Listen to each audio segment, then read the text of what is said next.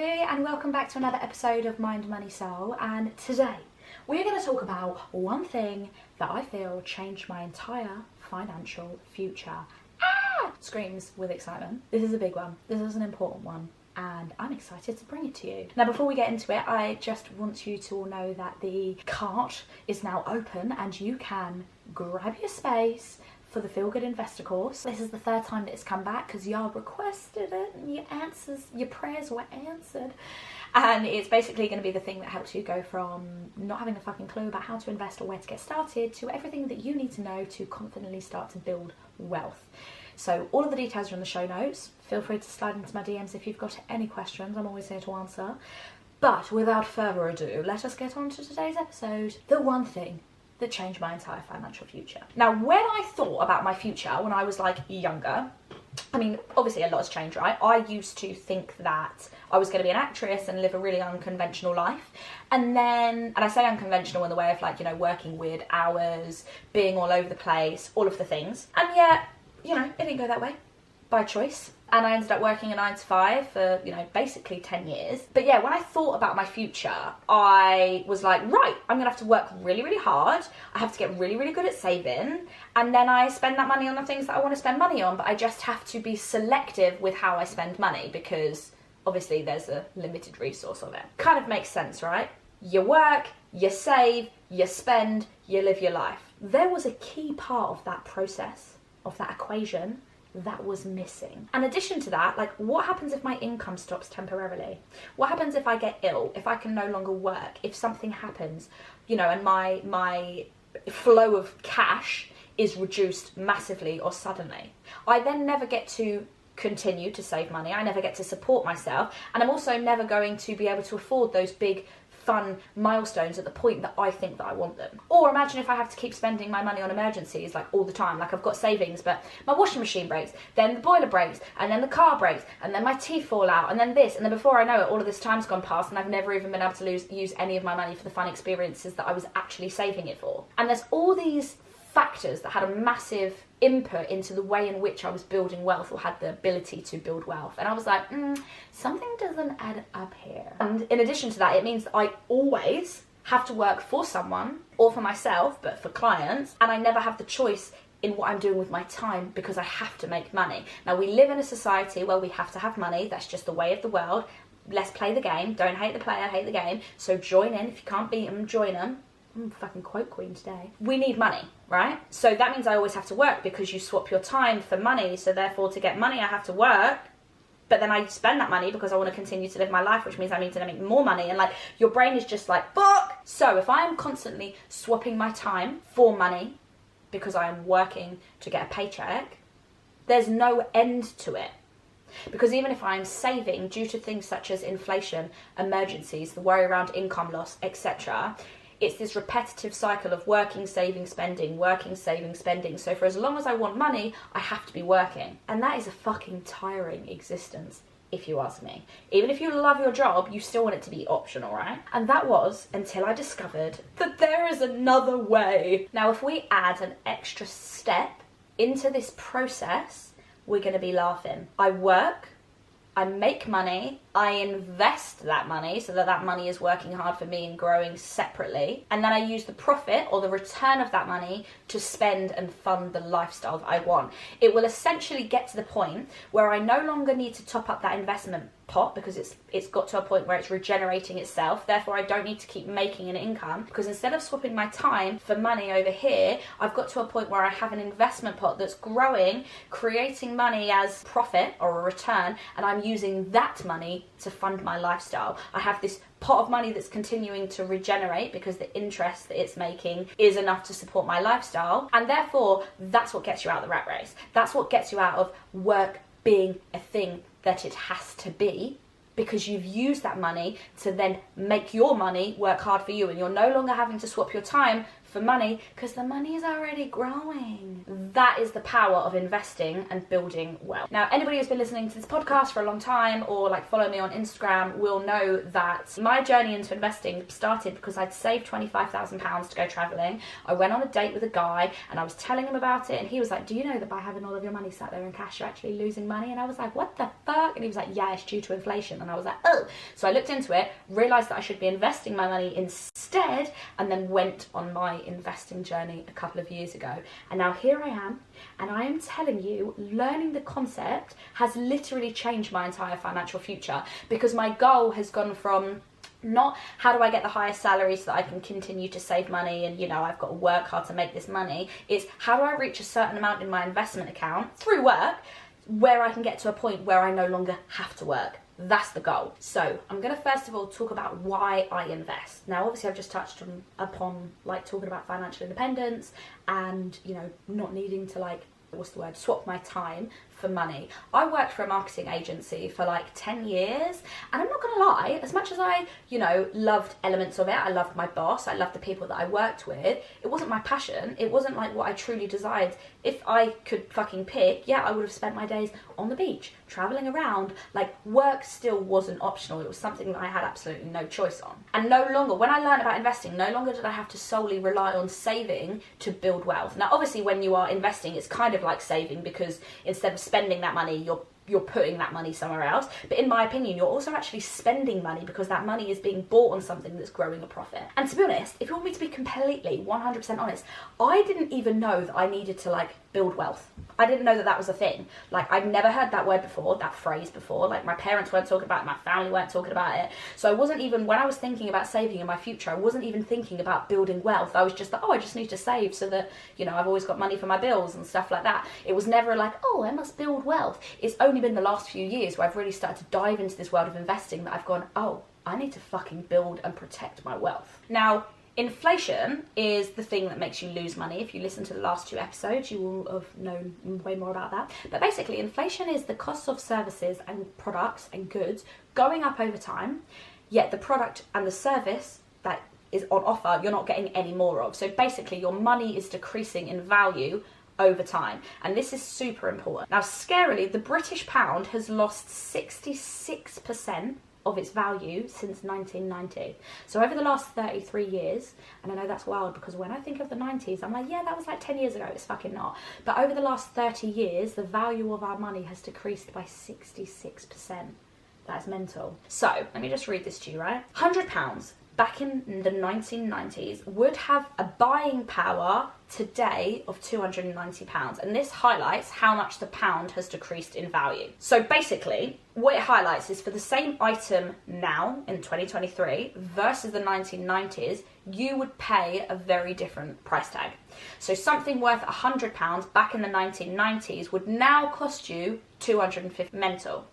So let me put this into terms, right? Let's say it's back in the 1990s, you got £100 from your paycheck, you put it to one side and you plan to buy a coffee machine. So you take that £100, you go to the Nespresso shop, you give over the £100, and in return you have this really cool coffee machine. You no longer have the money, you have the item. Now, this item is either an asset or a liability. It's an asset if it's making you a profit. It's a liability if it's, you know, decreasing in value and it's not making you a profit. Everything that you buy is going to fall into the one of the 2 categories. Not everything you buy has to be an asset. Obviously, it'd be lovely if you make money off everything, but sometimes it's okay to just spend your money on something because that's what you want it for. Anyway, I digress. So you've spent your £100, you've got your Nespresso machine. Now, if back in the 1990s you put £100 away into your savings account and you thought, I'm going to buy myself an Nespresso machine, but I'm just going to wait a bit, and you ended up waiting 30 years and you bought yourself a coffee machine today. Obviously, I have no clue why you would do that, but you get the picture. So it's now 2023, 30 years down the line. You take your £100 that's been sat in your savings account for the last 30 years.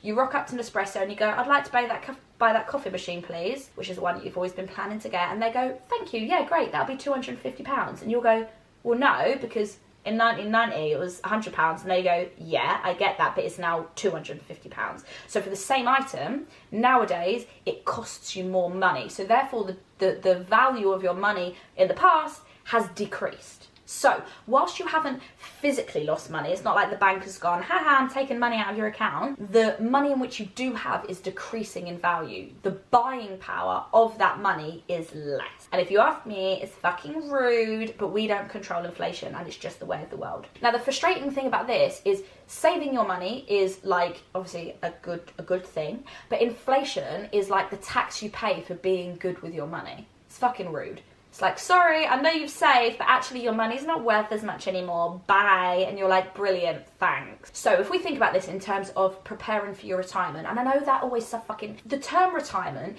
isn't just about being old, it's about retiring from having to work. So you've got people in their 30s who are literally retiring because they've got enough money in an investment account that they can fund their lifestyle, right? So you're preparing for retirement. You don't have to retire at 60 just because the fucking government just because the fucking government says so. You get to pick when you retire as long as you are working towards that financial independence. So let's just say you're working towards retirement, you're making a plan, you're saving this money, you've got this massive chunk of money, you get 30 years down the line, obviously you're growing over time, but you get 30 years down the line, you're ready to retire. Yeah, okay, you've got a big chunk of money, but that money cannot afford you the same lifestyle as you would have had 30 years ago. That is why inflation is such a little bitch. Now, like I say, this idea of retirement, pensions were created back at a time where people weren't really living over the age of 60. Wild. So they were like, yeah, look, the people that do get to over the age of 60, we'll give them some money, we'll look after them. Now, over time, what's happened is life expectancy has gone right up. Hashtag wellness, hashtag mindfulness. We've been living till we're like 83. We've like got 23 extra years on the clock. So now pretty much everybody is living over the age of 60. And therefore the government is like, fuck, we don't have much money in this state pension pot. So people really need to like figure out their own shit and like pay for their own pensions. So at some point pensions aren't going to be around, right? Now, just because the government says the average retirement age in the UK is 60, what is it? I think it's like 60. That's when you can access your state pension, or that's when you can access like your workplace pension. That does not mean that you have to wait to 60 to retire. If you're okay with that, great, absolutely fine. But if you want to retire earlier and you want to make work optional, you absolutely can do that. You just have to build up your investments enough to get to a point where you can live off of them without needing a job. When I found this out, it blew my fucking mind, because I was like, I look at parents and friends' parents, and you're like, they're in their 60s and they're wanting to stop working, but they're like, how am I going to still like afford my mortgage? How am I going to maintain this lifestyle? How am I going to still go on holiday and do all of the things that I want to do? Like, you spend your entire fucking life working for someone, and then you get to the point where you just want to slow down, you want to fucking sit down, you want to go part-time, you want to, say I've had enough now, I just want to enjoy my old age, and you can't because you don't have enough money. And that means you either have to completely scale back your lifestyle and live a lifestyle in your older age that you don't want to live, or you have to carry on working so you can fund it. Both options suck. But the only way you get around it is by planning now. Planning in your 20s, planning in your 30s. Even if you're 40 and you're listening to this, like planning now in prep for that day. Now, there's a research from Pension Quotes that says, after years of hard work and paying in, a comfortable retirement is probably the light at the end of the tunnel. Yet 40% of over 55s, however, are worried that their money will run out. 40%. So 40% of people that are retired and have been working their entire lives are worried that their money is going to run out and they're not going to have enough to live off of until they die. That's so sad to me. So let's think about how we get around this. Now, the key thing is, I think when you listen to this, you're like, I don't fucking know like all the numbers, all the stats, but I'm going to break it down for you. So how much do you need to be able to retire on? That's a question I get asked all the time. Now, for a comfortable retirement, the total pension that you have, which is a combination of your workplace pension, your personal pension, any kind of investments you've got, needs to be about 2/3 of your pre-retirement income. So whatever you have combined needs to be 2/3 of your income that you have now to be able to enjoy financial independence. So let me give you an example. If you have a £30,000 salary, right now you have a good life, you're happy, your vibes in, you need to have 2/3 of this. So you'd basically need about £20,000 a year to be able to comfortably. So you only need about 2/3 of what you're currently living off of. So that's how you figure out how much you need per year during retirement. To be able to draw down this amount as a pension per year, if you retire at 60 and you live till you're 85, so that's what, 25 years worth of you're needing retirement money. So that'd be 25 years of £20,000 a year that you need to live off of. you need to take 25 years, you multiply it by that £20,000, and that gives you the total amount of £500,000.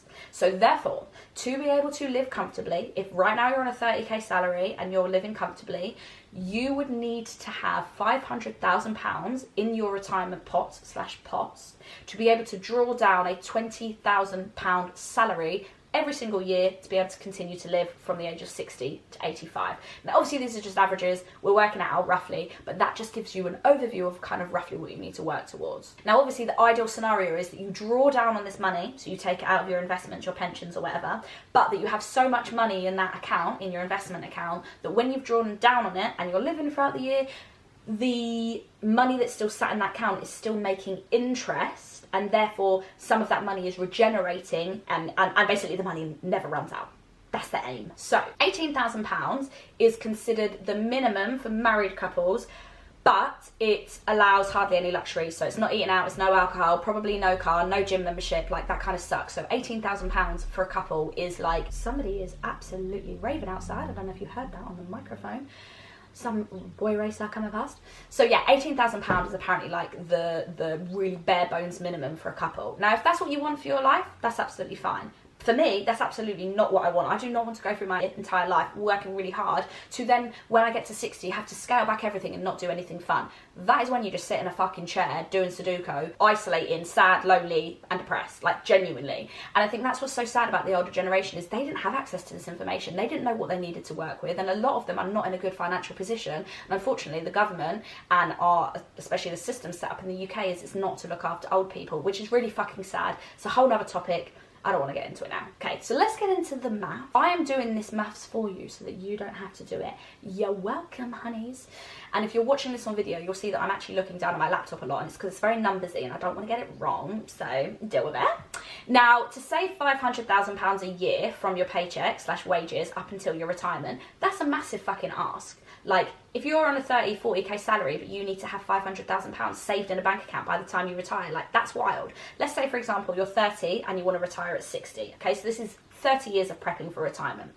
So, £500,000 you need within the space of 30 years. You would need to save £16,666 a year from your wages into your pension pot. So this basically works out at £1,300 a month, or 1,388. So for the next 30 years, from the ages of 30 to 60, you would have to put away £1,300 just to be able to afford to retire comfortably. It's wild. This literally means in the now, all of your money is going towards retirement, which is mental, because it's that classic thing of not being able to enjoy your money now, and it's all focused on the future. Like, there's nothing for fun, there's nothing for general saving. Boo, we don't like that. This is where investing enters the building. Okay, so let's take the same situation. You're 30, you want to retire at 60, you need £500,000 to be able to take a £20,000 salary every year for your retirement. You would only need to invest £275 a month, every month, from your paycheck into an investment account, or into an investment that gave you an average of 9% return over the course of the 30 years. And by age 60, you would have £503,000 in your investment account to draw down upon. Obviously, these are like prediction calculations, but you get the picture. Now, that means over the course of those 30 years, you would have only contributed £99,000 of your own money during that time. The remaining £400,000 has come from interest, compound interest basically. So it's free money on your interest. Wild, I love it, it's amazing. Now, these numbers blow my mind, because every time I see them written down, I'm like, oh, like, of course people get stressed about their retirement and think, well, fuck that, I don't want to put loads of money away, because, you know, what's the point of putting this money away now for retirement if I'm not even going to hit the numbers that I need to?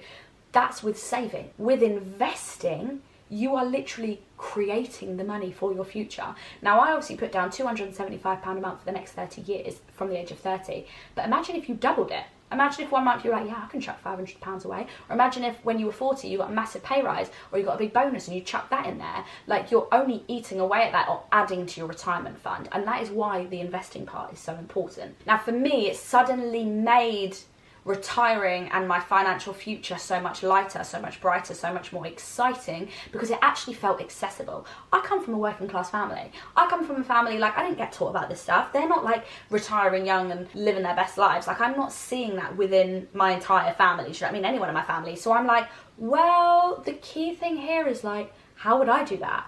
Well, I'm obviously going to go down the same path. I'm obviously going to be in the same position. But actually, I've now had the education to understand the difference between investing and saving, and how, if I start now, what that means for me in my future.